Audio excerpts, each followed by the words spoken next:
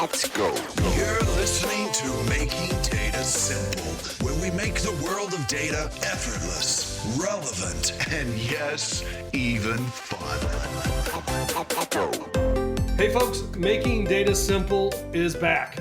I do have a little bit of a cold today. I brought that back from Italy. I was on Italy on business, and look, it's not COVID, which is good. I noticed that you don't get COVID if you don't test for it. No, I'm just kidding. I did test for it, and I do not have COVID. I promise you, but I do have a little cold today. Today, I am with Nick Freund. He is the founder and the CEO of Workstream. He's a seasoned SaaS industry executive, leading startups focused on product-led growth. He, as I mentioned, is the founder and CEO of Workstream, which is a seed stage technology startup that helps data teams manage critical data assets. Prior to Workstream, Nick earned his MBA at Harvard and served as a VP of operations for Better Cloud. And before that, Nick held senior finance positions at Tesla. Welcome. I'm so glad that you're here. We're going to have some fun today. Thank you, Nick, for being here. Thanks, Al, so much for having me. I appreciate it. I probably butchered that a bit. I would like you to, if you would, and I do this for all my guests, I wanted to give you some time to talk to your experience, your history, and what brings you to today. Yeah, of course. And as a brief sequitur, which you might find funny, when I was reading your name in preparation for this talk, for the first 20 minutes, I thought it was AI because it's A, lowercase l, which just goes to show you how predisposed people are to think about tech buzzwords these days. Anyways, you can use that it's if you want. It's the burden of my existence now. I'm everywhere. Any email, I think I'm in, and I say, oh, it's an AI email. It's not an Al email. Anyway. So good. I got it. The question was, to tell you about my background. Of course. So as you mentioned, I started my career at Tesla, and this was almost 15 years ago, which is kind of crazy to think about how times have changed. And Tesla was a very, very different company back then. People think of it as this iconic electric car company, but we were a 200-person startup at the time when I joined. And this was right at the time where Elon was investing his personal money into the company to keep it afloat. And anyways, I spent the first 4 years of my time there working really closely with the Tesla Roadster and then later Model S teams, bringing kind of those vehicles to market, developing them. And I was the kind of finance analytics support, first as individual contributor analyst, and then later on as a more senior member of the team. I worked really, really closely kind of as a analytics professional and just got really, really inspired by not only the mission of Tesla, but just the work of kind of these amazing operators who were building products and building our business. And I was just really inspired by kind of that as a career path more broadly. So I ended up leaving Tesla after a pretty amazing period. We went public, of course, and I spent a couple of years at Harvard Business School. And I'll kind of fast forward through the business school experience. But after business school, I ended up leading operations at an early stage SaaS company here in New York City, where I now live, called Better Cloud. And was even earlier than Tesla, 20 people when I joined. I was one of the first business hires there, and our founder and CEO kind of just threw me at kind of existential problems for the business over and over as we found product market fit and then later scaled. And so I really got that kind of operational experience that I was so inspired by early on in my career as an analyst. And I also worked really closely and helped build a lot of our internal analytics and data functions at Better Cloud. And so it was kind of the collection of all of those experiences which kind of inspired the Workstream IO journey and kind of what we're building today. Are you you consider yourself a technologist, or are you a business person, or what's your brand? Yeah, I normally characterize myself as a technology startup generalist with deep expertise in analytics, and so I'm definitely not a technologist. I'm not an engineer. I have a co-founder and our CTO who runs our our engineering team. And I'm not like one of the members of the team that like slings code. If you think about like my role on our team now, I lead like all business development efforts, all strategy, and then I'm very, very deep in our product. And so I am kind of master, or rather dangerous everywhere, master nowhere is the way I describe I'll it. have to remember that. I'll have to. That's a tweetable comment. Dangerous everywhere, master of nowhere. Master of So, none. so you left the golden child of Tesla. I'm surprised you could walk out of there with good conscience, given it's quote unquote the golden child today. What made you leave? And you must have been on a personal relationship with Elon if there's only 200 people. Yeah, I mean, everyone at that point had run-ins with Elon, which is another way of saying you had a personal relationship with him, right? I mean, the guy is brilliant, and you can't argue with what he's building, right? And the vision he has across all of his different ventures. But he's definitely like a mercurial personality, and the like Steve Jobs aura of him like is there. And so you would be in meetings presenting to him, and you're in like your early 20s at the beginning of my time at Tesla. You're like presenting to someone like Elon. You're like terrified. But yeah, I mean, leaving Tesla. I mean, like first you have to remember when I left Tesla, this was over a decade ago, and so it was very different than it was today. It was a company that was becoming. It was a startup that was becoming a real company that had just gone public, but we were like beginning production on the Tesla Roadster, right? And so we felt we had like inspired this electric vehicle revolution, but it wasn't what it had become today. And obviously my career would have ended up in a very different direction if I had stayed there, and I would have become a very senior finance and analytics person at Tesla. And so it's very much like the path not traveled. But what I got from it was this like diversity of experiences, right? And just the passion of like building stuff from scratch and building things completely new, which is honestly what I really enjoy doing. Now, is there a small part that regrets it? Seems like there's a little smidgen of, yeah, maybe if I'd have stayed there, you didn't anticipate it being the company it is today, or you say, no, not at all. Not at all. I mean, look, if I had stayed there, I probably would have made an insane amount of money. I did very well, but I mean, like, look at the stock price, right? So if you're there for a 15-year period of time, I mean, you can do the math of what that cost you. But look, I think it's something I maybe regretted more earlier in my career, but when I look at all of the things that my life and career journey has done for me, it's not something I regret at all, right? And there's also like personal reasons I moved to New York. I like what I'm truly passionate about now is like building new and innovative like products, right? And I just think at this point I would be bored at Tesla just developing the next vehicle. Never look back. That's kind of my philosophy as well. You can't look back. You wouldn't be the person you are today. Anyway, if you put yourself back in the days where you were at Tesla, could you have envisioned it being the company it is today? No, I don't think anyone that was there during that, let's say, vintage, right? Like that employee vintage, that thought it would be worth more than every other major vehicle manufacturer combined. Like who could have seen that happening, right? Look, my belief was back then that like we had the opportunity to become like the EV BMW, like the EV Porsche, right? And like that was a big enough vision and belief in and of itself, right? And so then when it's become this greater thing, you're like, wow.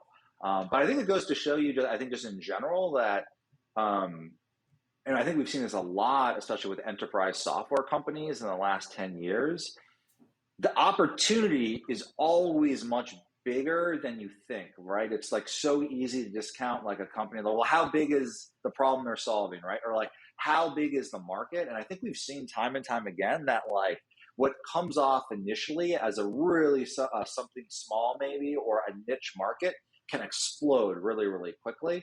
And it's turned a lot of conventional thinking on its head around like, well, how do you build a product? How do you take it to market? And I think we've seen a shift there a lot from this this is probably going too much into early stage startup weeds, like this like lean startup methodology, MVP approach, where you like experiment all the time around like a couple of different ideas, versus I would say the latest crop of data companies and infrastructure companies where folks iterate around a specific idea or like a specific pain point. And it oftentimes takes companies like a long time to get their solution there. But then once it lands, things go crazy. And I mean, a perfect example of that is a completely different space than the data and analytics space, but it's a company that I try to draw analogies to what we're building is Figma, which, I mean, people would have looked at Figma 10 years ago and it was a design tool, and Adobe just acquired it for $20 billion, right? And it's a tool that was used by designers to design product, right? And so there's many examples of this, Datadog being a perfect example of that within like the data space. So anyways, I can now remember how I got on this topic, but. No, that's good. I mean, like one reason I go back to the experience is I like to build a case that of where you were and how you got here. I mean, in Tesla, by example, you were in finance. You're not a finance major, are you? No, I was a history and literature major in undergrad. Well, how do you end up in finance? Well, so anyway, you can answer that as we go here. But Better Cloud, was that before Tesla or afterwards? No, that was afterwards. Yeah. Yeah, that's what I thought. So then you go to Better Cloud and you go into operations and SaaS, which is interesting. I mean, you're very versatile, which is great. And then somewhere in there, and this is where I'm trying to build the case for, you get into data analytics.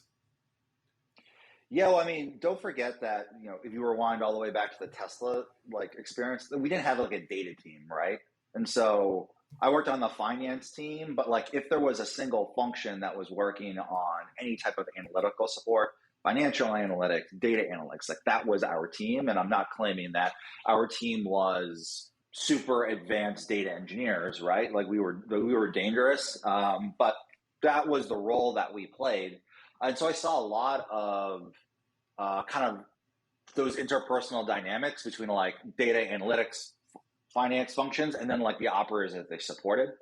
And then at Better Cloud, my role was like this generalist operator role. And that was like, hey, go build out our sales team or go fix these customer experience functions, right? And to do any of that well, I mean, you got to be data driven. And that's easy to say, much harder to do. And so one of the investments the company made like halfway through my journey, or maybe like 30% through my journey, is we started to invest in building out our own data and analytics function. And so I worked really closely with that team throughout most of my tenure at Better Cloud. So I started to see a lot of themes I had experienced around the workflow between me and that team. And I was starting to see those like friction points or pain points, but just like from the other side of the coin, right? And so that in many ways is like my exposure to data and analytics. And what's interesting, if you're thinking about me as like a founder more broadly in the space, is I'm dangerous, right?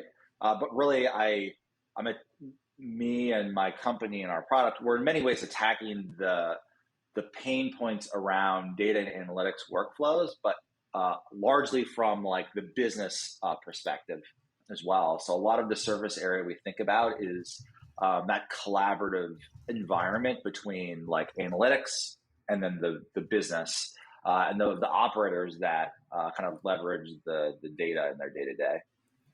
So, all right, so I got it. So then Tesla Better Cloud brings you to Workstream, and obviously that's what we're here to talk about data analytics. At one point do you wake up and you say, hey, time to start another data company? It's, Workstream is it. How do you make that leap? I mean, there are a lot of data solutions out there. Hey, I'm an IBM, and we have data solutions. There's a lot of independent data providers, Microsoft, there's Oracle. What makes you say, hey, today's the day I'm going to create this company based on data analytics? workflow, as you mentioned, and then we'll get into differentiators, et cetera. But what makes you say, hey, there's a space here that's not bridged. I'm creating a company. Yeah, of course. So, and we can talk more about this later. When I look at what we're building, it's workflow and it's collaboration. Like for the job to be done, that is analytics. We're not building a new analytics solution. Okay. So that's an important, and we can talk about how I think about that in differentiators later. But there's a very clear project that happened in my 5th year at Better Cloud, and I was working really closely with our data team, and we were looking at our customers. And without going too much into the Better Cloud journey, we had this like original product that we'd built, and then 4 years later, we had launched this new flagship platform that was like driving all of the company's growth. And we were kind of looking at opportunities to migrate customers from one feature to another, or upsell them, et cetera, et cetera. And so it was a very iterative, data-driven project. And there's just tons of back and forth. And a lot of that back and forth was like, hey, Nick, like check out this like data dump in a spreadsheet that would get like dropped to me via email, or I would have, I'd want to see some new view of the data, and they would like build out a report in Tableau, which was our, reporting analytics, like dashboarding solution, right? And they would pull that together and like grab a screenshot of the thing and send it to me in Slack. And I was like, this is super interesting. There's been all of this incredible innovation in like the actual like data stack and the analytics tools themselves, but no one has really reimagined this workflow. And ultimately, like the workflow is happening in these kind of repurposed tools. Everything from like a service desk for like managing requests to like your intranet for like building out knowledge and getting kind of the operators up to speed on like your data, or like Slack for like question and answer. And these things are all disparate and they're not living together. By happenstance, I had gotten introduced to a bunch of founders who had built really successful businesses that were effectively workflow businesses that were focused on a specific job to be done or a specific persona. And I was like, hey, this is really interesting. Like, there's this acute pain point that I feel, and I see examples of these like multi-billion-dollar businesses that have been built around like analogous jobs to be done. And isn't the job to be done, the workflow of how data informs the business and operations, like one of the most critical things in an organization? I'm like, yes, this is like a real pain point that I personally experienced. I think there's an interesting way to solve the problem. And so, and it's a great opportunity. And so that was what convinced me to do the crazy thing of quit my job when I was living in New York with a 2-year-old with another baby on the way. And this was 6 months before the pandemic. So you can imagine what happened next. But yeah, that was the gem that started the proverbial avalanche. Makes sense. So 6 months prior to the pandemic, you mentioned? Yeah, so I quit my old job summer of 19, and then I was like, I've been working for a while. Let me take 3-4 months off and just rest up. So I did a bunch of that, and then I kind of got the company off the ground at the very end of 19, beginning of 2020. And me and my co-founder had just started scoping the product and laying down the first code the first week of March of 2020. Was it nerve-wracking when you go into making this big change, a life event, so to speak, and then you are essentially shut down due to COVID? Or did it give you more time to focus? I mean, from a personal perspective, I knew we were getting the company off the ground and we were going to have a baby within like the same first 3 months. So like my second son, Liam, was born in New York City in March of 2020 when we were starting to get the company off the ground. Congrats. So yeah. Thank you. Yeah. So I kind of knew that there was like these two crazy events happening, and then like we had 100-year pandemic hit us, because from the business's perspective, right? Like we were just starting building, so it didn't impact us that much. And because we're a software company, we were able to pivot pretty quickly to just like being fully remote. And now we're just like a fully remote organization. We have employees spread out everywhere. And so from that perspective, I think, the pandemic has been good for us. In the first, I would say 9 months, we didn't have like a fully baked solution. So we weren't like Zoom as an example, which is like perfectly positioned to take advantage of like that, like, macroeconomic moment. So there was like, we struggled maybe more than I think we would have in that first year, just trying to get the attention of people because everyone had a lot going on. I mean, no matter who you were going through a pretty exceptional time. And we were asking for you to like be a beta partner at that point and help us like design our solution. But I think longer term, the overall shift to fully remote or hybrid work, it like increases the stakes for kind of facilitating analytics workflows, right? And if you believe that every company needs to be data driven to succeed in the modern marketplace, well, like, how do you operationalize your data insights? Like, that's really, as important as ever. And we can probably, we do a good job of helping not co-located teams do that. Were you self-funded to begin with, or venture funded right out of the gate? Yeah, so it was self-funded, and then we kind of rolled into a large, like, kind of super angel round through folks that I knew that would write checks into like companies like ours, and then we more recently raised a large seed round by Larry Hippo, who's a kind of premier VC here in New York, and so that ended up happening kind of 9 months ago, but we kind of limped in the first couple of years, just like kind of stringing together checks from folks who invested in early stage companies and were passionate about our mission. 2-minute Workstream pitch. I'm a customer now. What is the pitch? Yeah, so the pitch is we're Dropbox for your critical data assets. So we're a single place where you can consolidate all your data and analytics assets, from spreadsheets to dashboards to reports, wherever they live, regardless of their system, into a single collaborative environment. And so you can use our tool to consolidate access to those assets, as well as facilitate kind of all of your critical workflows around your data. So those workflows could be getting new employees up to speed, such as salespeople or customer success managers on the analytics and reporting assets that they need to do their job. The workflow could be iteratively building new assets alongside kind of operators, such as new dashboards or reports. Or it could be kind of facilitating ongoing kind of reporting that fits into your like daily operational cadence. And so what's cool about our product is that it's a workflow tool, and we're agnostic to what your data and analytics stack currently looks like. And so all of what I'm describing is directly integrated with your data stack. And so you can continue to use all of the tools that you already use, and you can just plug our solution right into it. And so we'll integrate directly with your BI solution.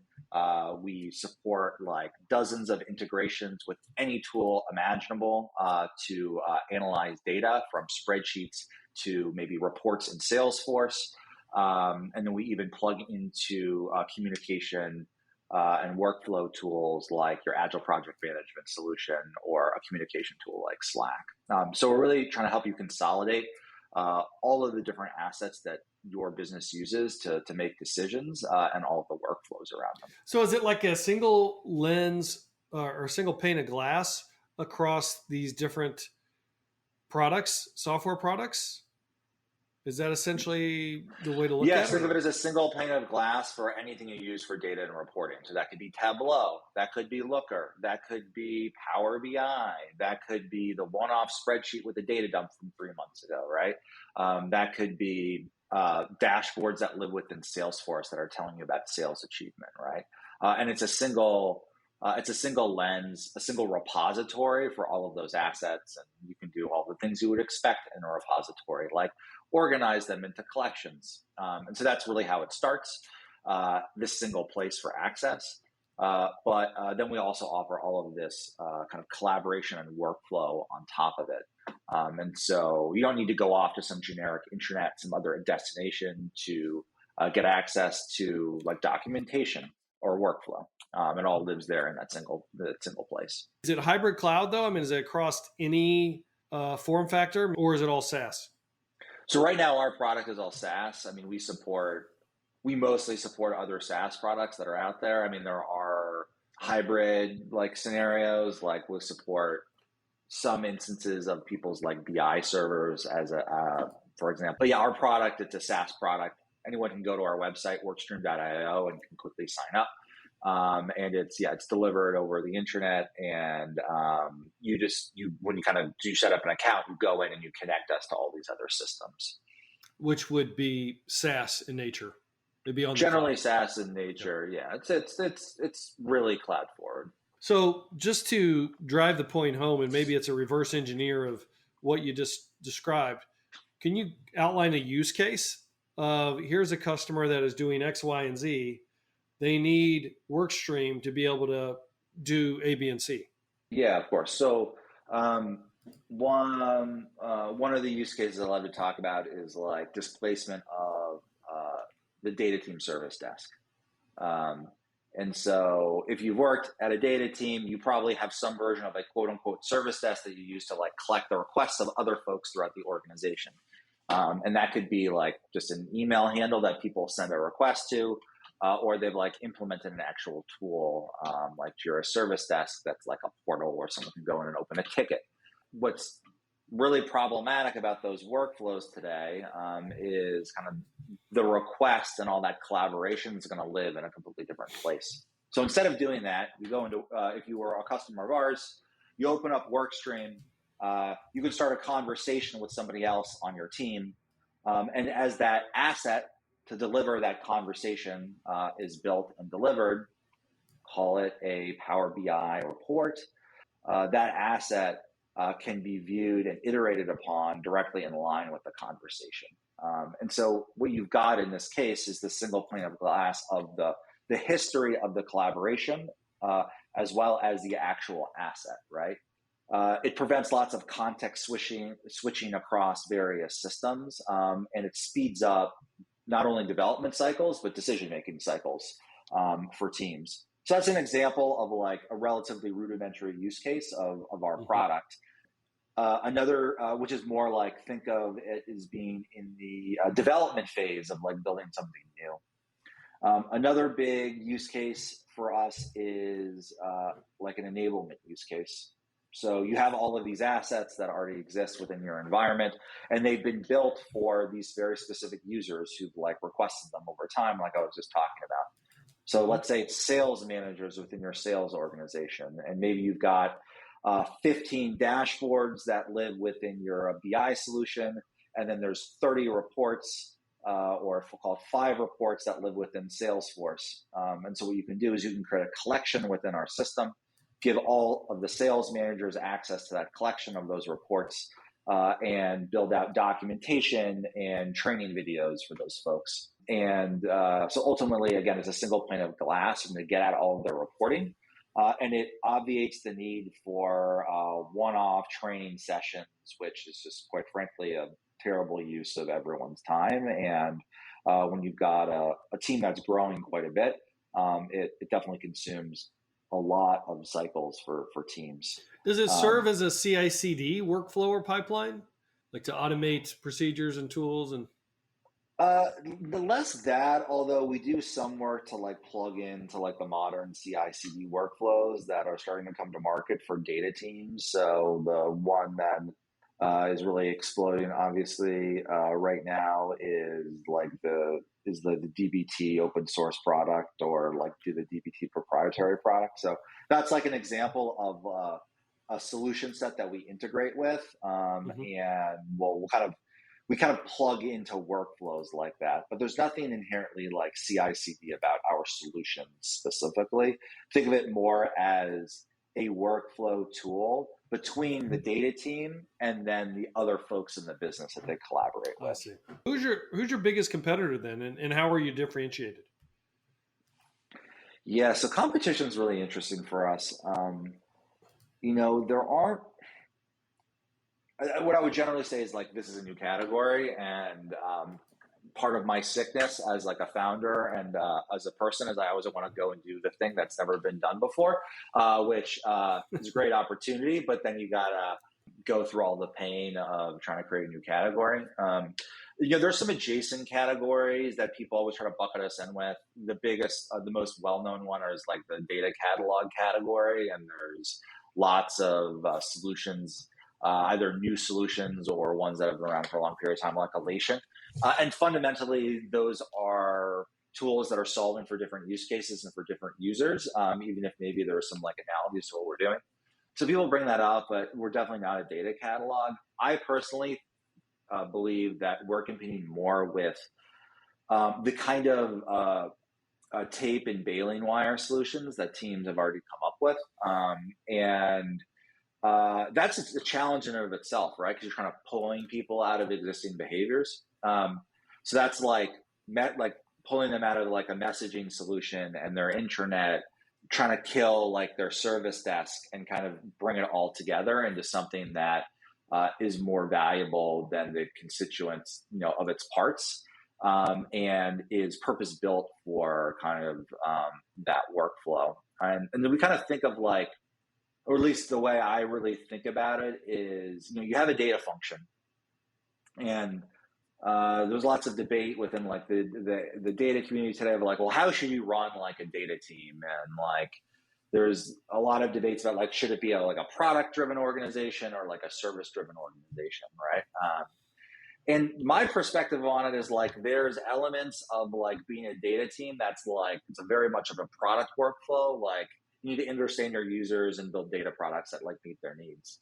But then there's like service driven workflows of like, hey, the CEO of the company needs this data, and you got to provide the CEO of the company this data. Like, that's never going to go away.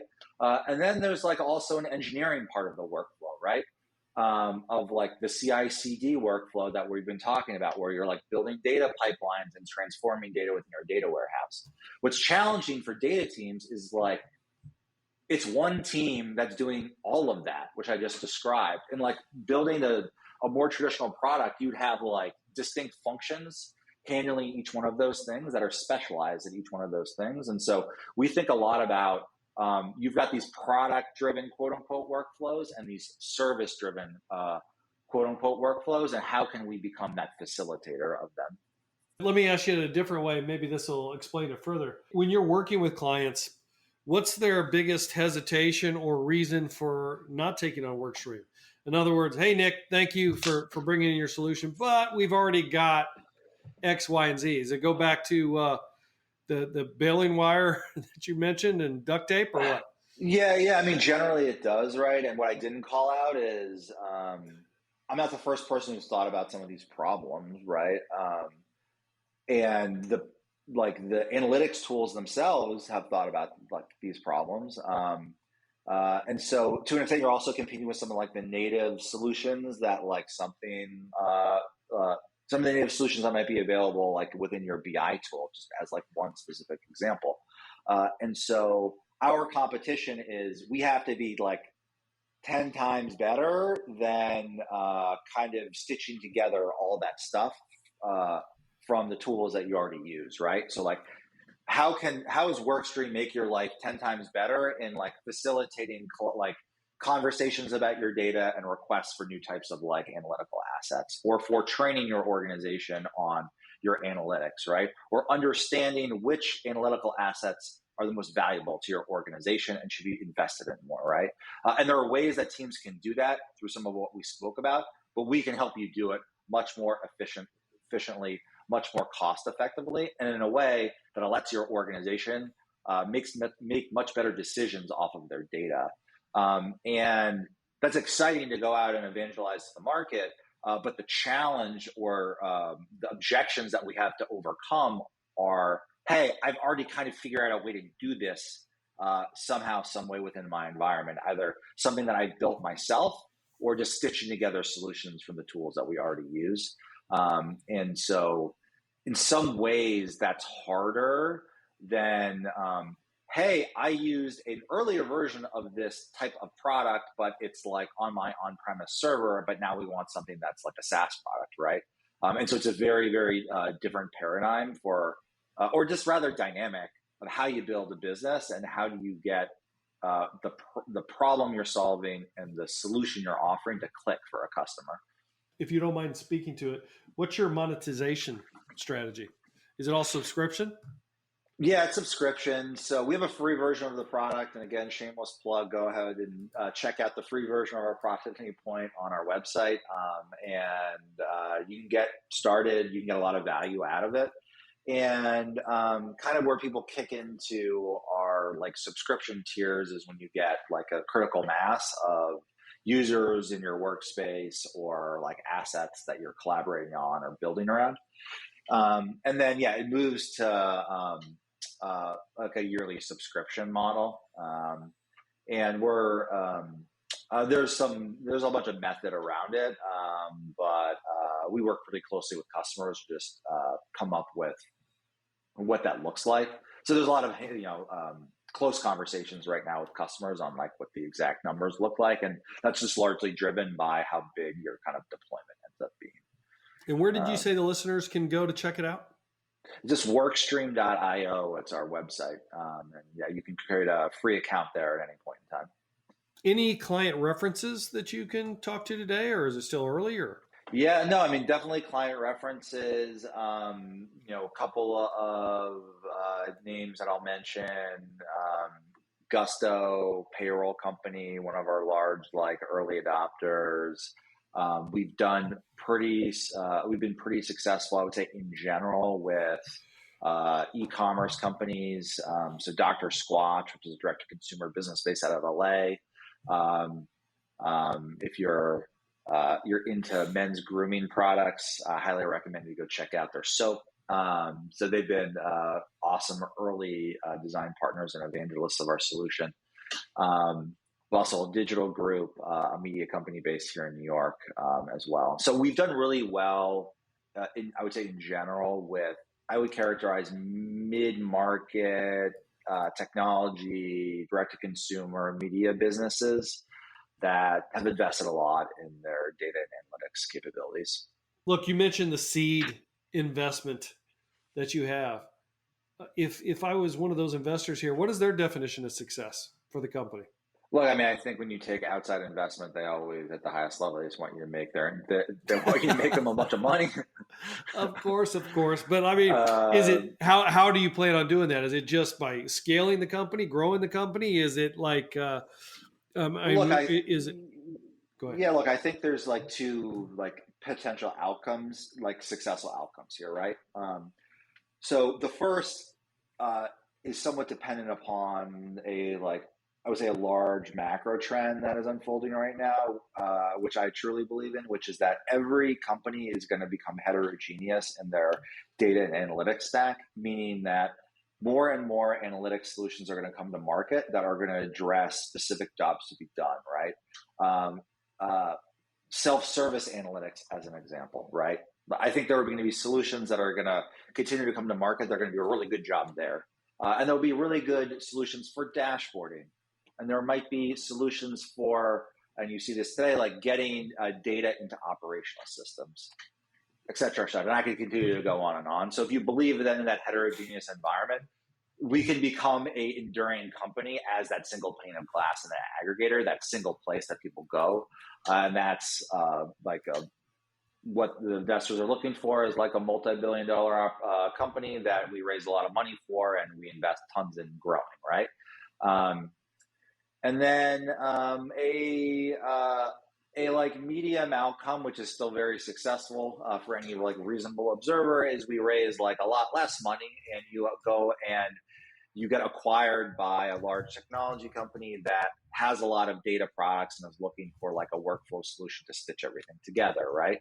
And that's more like getting really closely with, and as an example, like a Google Cloud that has like 5 products that we already integrate with today, right? And they're looking to us as an extension of kind of their analytics suite. And more moderate investment there, and the strategy is slightly different, and it's more about just winning a lot of customers within that like specific niche. Yeah, we're still early. I mean, we're a seed stage company, so we'll know a lot more in 3 years of exactly what trajectory we're on. there a milestone coming up that's got you excited? Any events, any releases? Yeah, the big one that happened 3 months ago is we launched out of our private beta, which we had been in for a while, and we opened up our product as we were talking about, and started signing up, customers for like formal paid relationships. So that was huge. When you look forward for us, I would just say in general where we are, we're just investing a lot in kind of getting to that early stage of like early scale product market fit where we've got hundreds and hundreds of customers that have like formal relationships with us, and that's like the part of the journey that we're on. But I would say from a product perspective, one of the things that our customers are really excited about is our upcoming capabilities around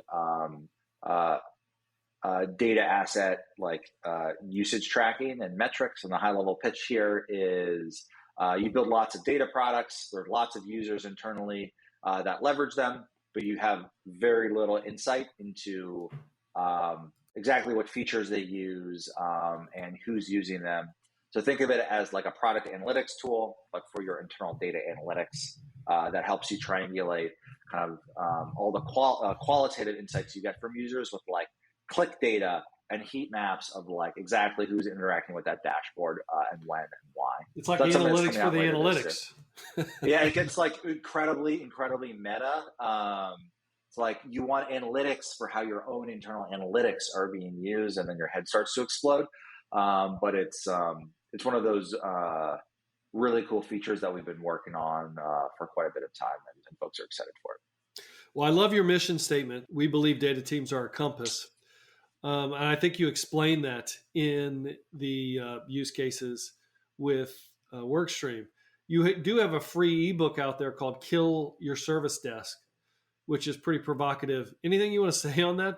Why kill your service desk? What does that mean?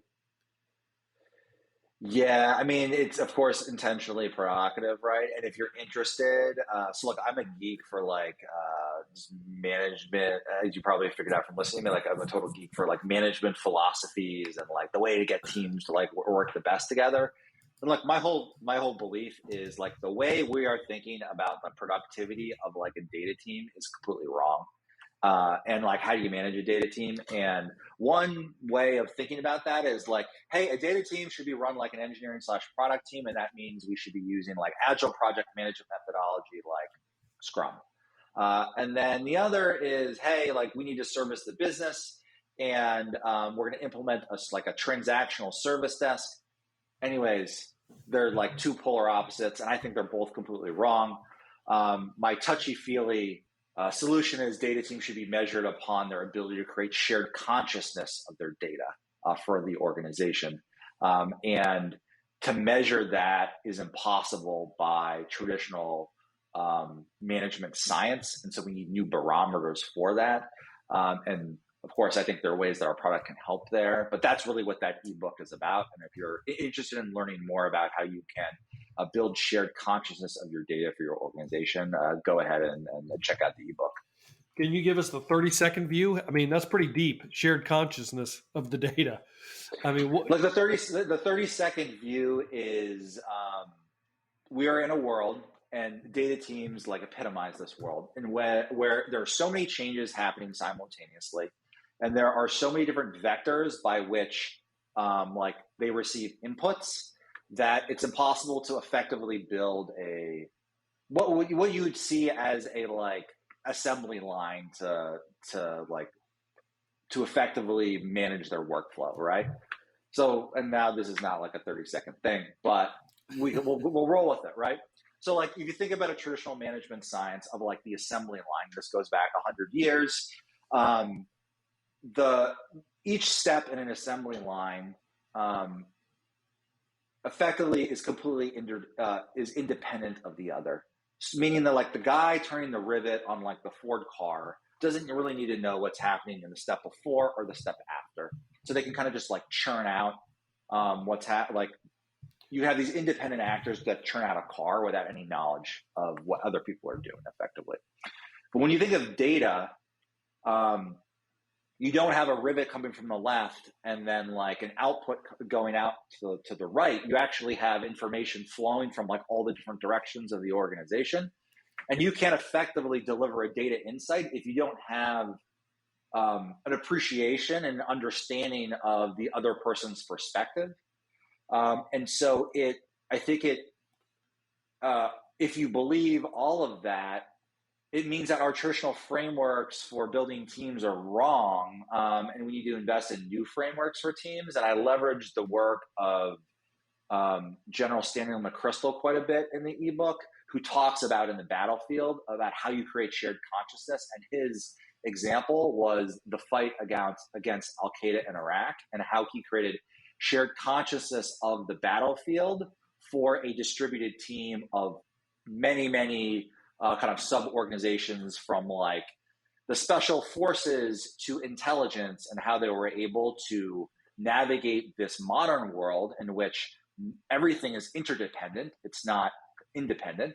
And there's too much information coming for a assembly line approach to allow you to get to a good result. And so I kind of apply his thinking there around developing shared consciousness and building teams to the purview of data teams, so to speak.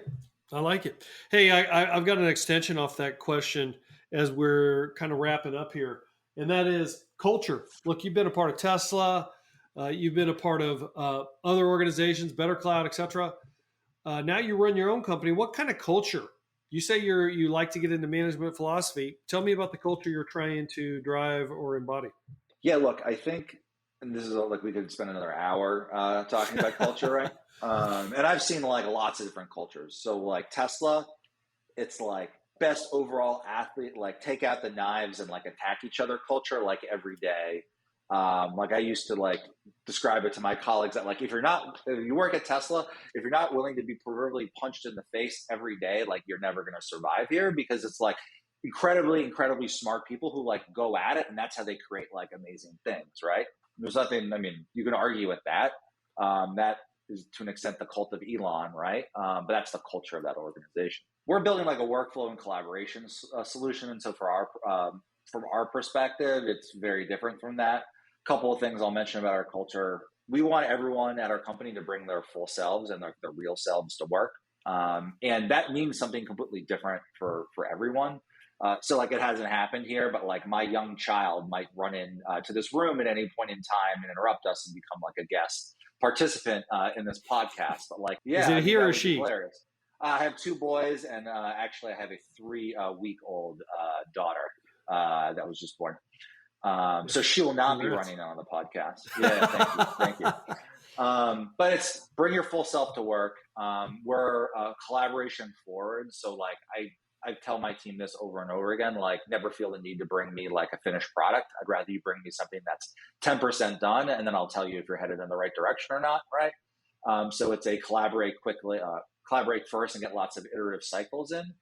And I would say, lastly, it's one in which we respect everyone's opinion, and we want everyone to question everything as long as it's done respectfully. No, there are no sacred cows. There's nothing that any new person shouldn't look at with a critical lens. And that hopefully facilitates a very data-driven culture in which anyone can come in and make immediate impact. Sign me up. Hey, is there any literature or books that you read on a regular basis that our listeners be interested in? Yeah, so I read a lot. I'm honestly on a really crazy like sci-fi kick right now, and so I'm not sure how much your listeners are going to be into that. I'm reading all of the Dune prequels right now, and there's like 20 of them. But yeah, I would generally say like where I get a lot of my learnings is in reading histories, and yeah, I was a history major. In undergrad, and so I read a lot of not like business self-help books, but lots of like stories of businessmen. So or just like historical stories that can teach you things. And so I generally say, like, learn from everything you do and everything you read, even if it's not directly applicable. So an amazing business history book, if you're so inclined, is go read Titan, the biography of John Rockefeller. And it is not only incredibly well written, like the type of book where I'm like pulling out a dictionary every other page to like figure out like, what some word I've never heard of means, but it's just a pretty incredible story of how like the Gilded Age robber barons like built these massive fortunes and empires in a way that we haven't really seen until obviously some of the kind of tech billionaires more recently have become controversial. But there's some really interesting analogies between that time and some of the kind of crazy wealth creation that's happened in the last 2 decades here in America. What historical context has taught you the most? In other words, are you like a Marcus Aurelius? Hey, you got to study this guy in ancient Rome, or what other areas of historical relevance do you say, hey, this is amazing to me. It also has taught me a lot. Yeah, so I'm kind of on like the polar opposites in some ways of history. So I'm actually very into like the last 2 decades of American history. So like my college thesis was about like the Vietnam War as an example, and this was Very nice. in the aftermath of like the U.S. invasion of Iraq, post 9/11. And so you could see like why, as a 20-something-year-old, or I guess I wasn't 20-something, as like a late college undergrad, I was like interested in that as a topic. Yeah. So I'm really interested in late like American history, and then I'm also really interested in prehistory and the stories of peoples and cultures that like you kind of have to recreate, and it's not even like necessarily written down. It was all passed down through oral tradition. And so that could be prehistory of any continent, but I've done a lot of kind of like Native American prehistory as well. Awesome. I love history. Sometimes I wish I graduated electrical engineering. Boring. I should have done history. Where can folks reach you if they want to contact you directly? People listening. Yeah, so if you want to contact me, email me anytime. I'm just nick@workstream.io. Love to hear from anyone who's interested in what we're doing. Feel free to also find me on LinkedIn. I believe my handle is literally just Nick-from-Workstream. So if you want to connect with me there, or follow some of my hot takes around collaborating on your data, feel free to connect or follow me. Do you have a newsletter, blog, or anything else like that from the website Workstream? Yeah, we do. There is also a blog on our website as well. We're starting to do some thought leadership, so you can just go to workstream.io and find our blog and subscribe. Fantastic. Nick, thank you for being here. It's been a pleasure. Is there anything I didn't ask you, or something that you wanted to convey that I didn't properly get out? No, I don't think so. I think this has been pretty comprehensive. Just thanks so much for having me on the show. Oh, my pleasure. My pleasure. I always like talking about data, workflow, analytics, right up my alley, man. That's why making data simple. That's what you're doing. I like it. Thank you, my friend. I appreciate it. You as well. Good luck with everything, and happy that your COVID test was negative. And thank you for all you listeners out there. As always, rate us on any flavor of the podcast you're listening to. Meanwhile, hit us on almartintalksdata@gmail.com. If you have any insight, if you want to be on the podcast, and or you'd like to hear of a topic, we'd love to hear from you. Thank you. And until next time, we'll see you on the podcast.